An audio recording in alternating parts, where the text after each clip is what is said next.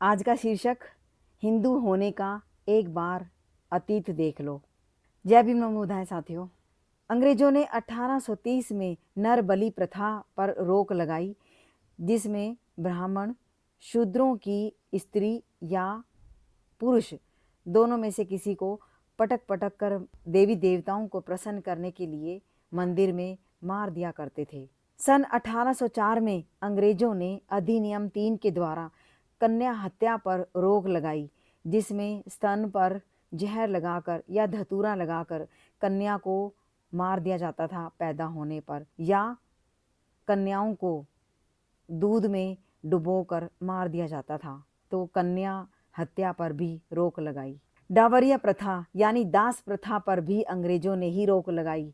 इस प्रथा के तहत बड़े बड़े सामंतियों, जागीरदारों और जितने महाराजा बड़े बड़े थे, उनकी जब बेटियों की शादी होती थी तो उनकी बेटियों की शादी में दहेज के साथ साथ एक शूद्र यानी ओबीसी की कोई ना कोई कन्या सदा के लिए नौकर बनाकर भेज दी जाती थी।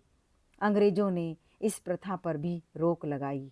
प्रथम पुत्र गंगा दान प्रथा, इस गंदी प्रथा पर भी अंग्रेजों ने रोक लगाई, जिसमें शूद्रों का पहला बच्चा यदि बेटा होता है तो उसे गंगा में प्रवाहित किया जाएगा ताकि देवी देवता प्रसन्न हो सके।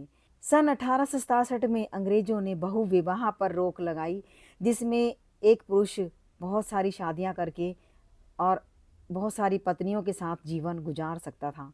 1867 के बाद इस प्रथा पर रोक लगी। स्तन कर प्रथा, 19वीं सदी में महिलाओं को स्तन ढकने पर कर यानी टैक्स दिया जाता था, जो केरल के त्रावणकोर के राजा द्वारा निचली जाति की महिलाओं पर ही ये कर देने का प्रतिबंध था।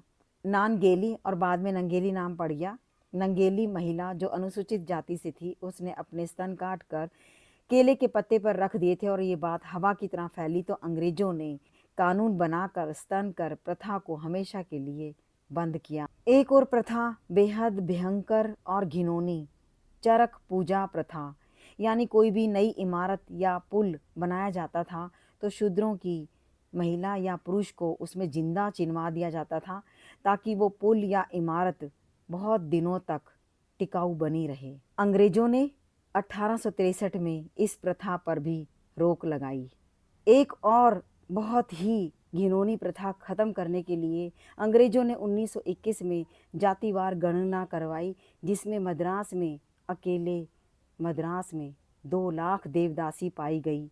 यानी ब्राह्मण शूद्र को इतना मजबूर कर देता था ताकि कुंवारी लड़की हमेशा के लिए मंदिर में रह सके, और ब्राह्मण जब उसका शोषण करता था और उससे जब बच्चा पैदा होता था तो वो उसे नाम देते थे हरिजन।